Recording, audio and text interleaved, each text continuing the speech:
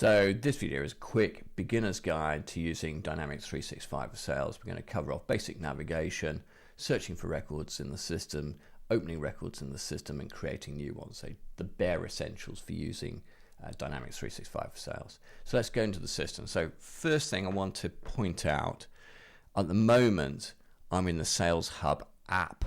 An app is a collection of functionality. If I click on that, you can see all the apps that are available to me. So if you're coming into your Dynamics system for the first time, just check with your administrator that you're in the correct app. Once you've opened that will become your default moving forward. So next thing to point out is the navigation for Dynamics is controlled off this left-hand menu. And this gives you access to the various areas of the system. Now, what I'm showing here is an out-of-the-box system. It's using sort of standard test data. Your system may well look different, not just in terms of you're going to have real data in there, but this is a highly configurable system. So the records that I display and what you can see here may be different for you. I'm also in as an admin, so I get to some sort of additional capabilities that you might not see perhaps as a standard user. But this navigation bar just takes me to the various parts of the system. So this is what you're sort of looking for. Now, I'm not going to go into every element of the navigation here, but let's just pick up some of the key record types. So here at the moment, you can just see I've highlighted him. I'm in the contacts area, and a contacts is Microsoft language, if you like, for people, individuals. And then we've got a group of records called accounts. Accounts aren't accounts in a financial viewpoint, they're organizations. So we've got contacts, people, accounts, organizations. And probably the other ones you might want to be aware of is quite a lot of organizations track opportunity records. So these are potential sales and they will typically track activities. So these are things like phone calls and meetings and to-dos and things like that. So the sort of day-to-day tasks and activities. So those are the different record types. As I say, you might see slightly different in your menu depending on how your system's been configured, but probably those are four of the most commonly used records. Now, the next thing I want to sort of go into, I'm in the contacts area, and I just want to explain the concept of views. So you can see at the moment here, I'm into a list, effectively a list. And a list is made up of different columns of data and often different filters. Now, the list I'm in here is all contacts, but you can see I've just got a little arrow to the right of that. If I just click on that, I can see other system views that are available to me. You've got some here with a little, I guess, a person icon attached to them. Now, those are personal views. Now, either I've created them myself, which I can do. I'm not going to go into that in this video, but I can create personal views, or somebody else has created them and shared them with me. The ones without that icon are system views. They're managed in the back end of the system, typically by your system administrator. You get lots of different views here, and you can set a default view. Now, the one thing I just want to say about views is that there is a bit of a gotcha on views. Often when you go into the system for the first time, it will put something like my active contacts as the default view. Now, if you're going for the first time, you may have no contacts. You don't own any contacts. There'll be none in your name. So when you go into this view, you open it up, it looks as if there's no data there at all and something's gone horribly wrong. It's just a case you need to change the view and potentially set a new default. So you can set that within this area here. So that's the concept of views. I'd also say to you, just be aware that on these column headers, if I just click on that column header, I can sort a view and I can filter on a view, kind of like you can within Excel. So those are views, then those are relevant to all the different record types on here. Now, in terms of searching the system, I've got a couple of search areas. You can see here I've got something called filter by keyword. So this is a search that takes place on the view I'm in at the moment, and then I've got a different one at the top here which I'll talk about in a moment. But if I want to search this, let's say I wanted to go to Yvonne McKay's record, I can just type in, I rested my mouse on that for a second, and I can see that this search covers these columns: business phone, company name, email, first name, full name, last name, middle name, mobile phone. So when I put in a search, if I'm going to search for Yvonne, I just put in Yvonne's first name, for example. If I search on that, it's searching across those different fields, and that's the record that comes back. Now, let's just click. If I click out of that, click the X there, then that clears that search. Now, let's say it's Yvonne McKay here I'm searching for, but I don't know if it's MCKAY as it is here or MACKAY. I can do something called a wildcard search. So my search at the moment, when I put in Yvonne there, it begins with search.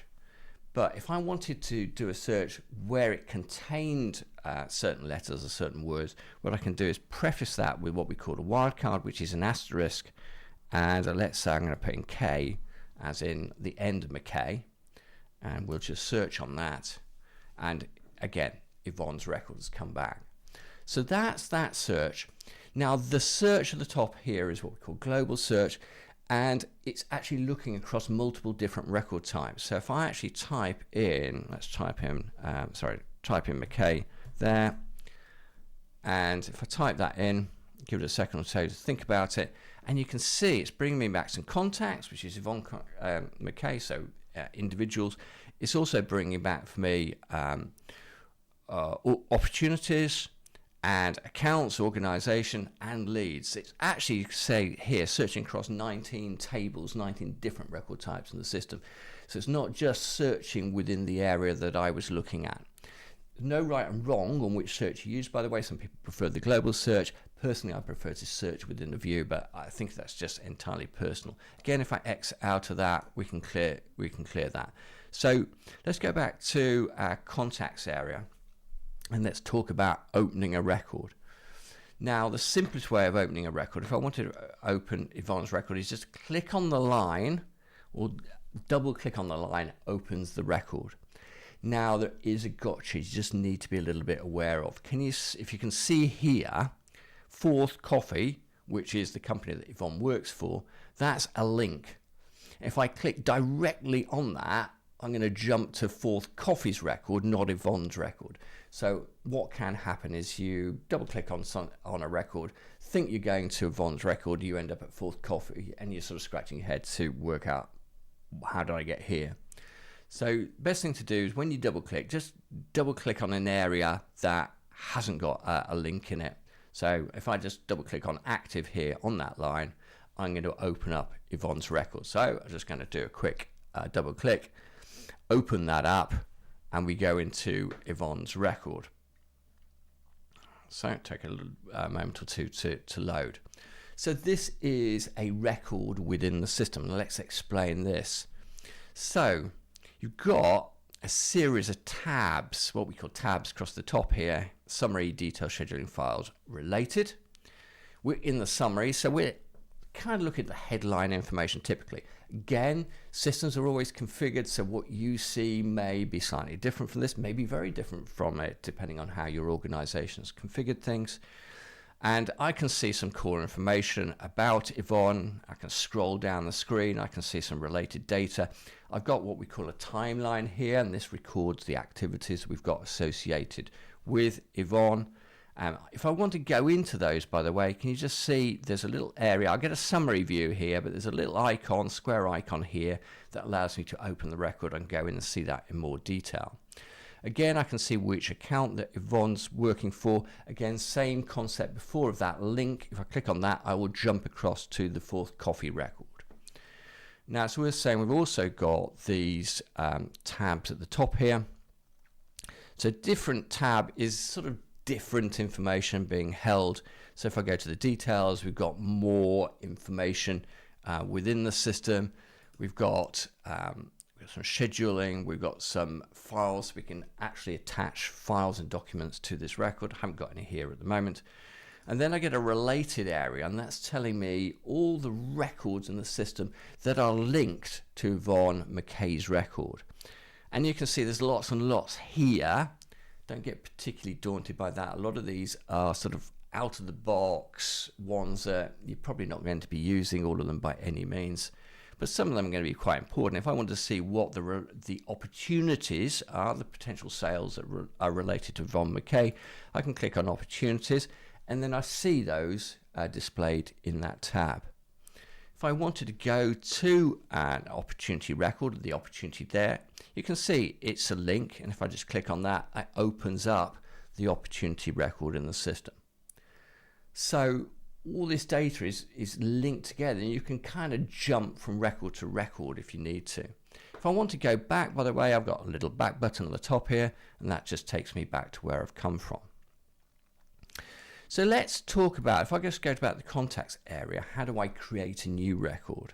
So let's say I wanted to create a new contact. What I could do is go to this plus new at the top here, click on that, open that up, and I get this form that allows me to create the contact record. Now you can see you've got tiny little icons here. You've got a red asterisk. That means it's a mandatory field. Won't let you create that unless you fill that data out. And then you've got one with a blue cross, and that's business recommended. It's not mandatory, but we really want you to fill that out. I'm not going to fill that out because typically a contact for many organizations who are working with Dynamics, they work in a business-to-business type scenario. So the contacts, the people they deal with, often work for companies. So I could create this record and link it to the correct account. But the better way of doing it in that particular case is to go to an account record. So let's go to accounts. Let's just randomly pick an account. So there's Fourth Coffee.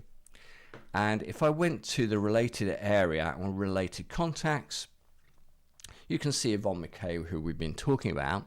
But if I wanted to create a new contact, what I can do it from here. And if I just click on that, it's giving me a slightly different form. This is called a quick create form. And I can now just fill that out. Let's be very brief. And that's as much as I'm going to do. But the important thing is, and the reason for doing it, automatically inherits the account name. I don't have to link it up, and there's always the risk of me linking up to the wrong organization, but it pulls information across like the business phone number and the address, so I don't have to go and put all that information in. That is all pre-populated. So often you can create records standalone and join them up, but you're often in a best position to create them from the parent record. So in this case, and you can see that's the record I've just created. If I wanted to go into that, I could do that, and I could update that record. If I want to edit anything, if I just want to say that's Richard as a director, say, then I've got the option of saving and save and close. I just save up here on that edit. If, for example, I wanted to add some timeline information, so I want to start recording my interactions with Rich, so I can just go to the plus in the timeline. That allows me to create my different activity types, which are task, phone call, email, appointment. There's various ones, but task, phone call, email, appointment are the main ones that people would use. And also you've got a notes area if you want to sort of add free text notes. So if I wanted to add a phone call, then I could do this. I'm just going to call this a test for the sake of brevity. I can give that a sort of target due date. I want that to be a Wednesday. Save and close that. And that's going to appear in my timeline. And it will also appear in my activities area in the system. So that's a quick lightning tour, if you like, lightning introduction, but it gives you the basics. If you're absolutely new to Dynamics, you should be able to now sort of find your way around, be able to search for things, be able to add new records, and be able to sort of add new activities and start to build up history. Anyway, hopefully that's been helpful. If you are somebody that's using Dynamics and you think your Dynamics system could do a bit more for your organization, and you're looking perhaps for some guidance on best next steps, then feel very free to reach out. I've put some links below. Always happy to have a chat with people about their particular situation. Also, we've got quite a number of videos about Dynamics 365 for Sales on the channel, so feel free to check those out. Anyway, Thanks very much for your time today, and hopefully see you again soon.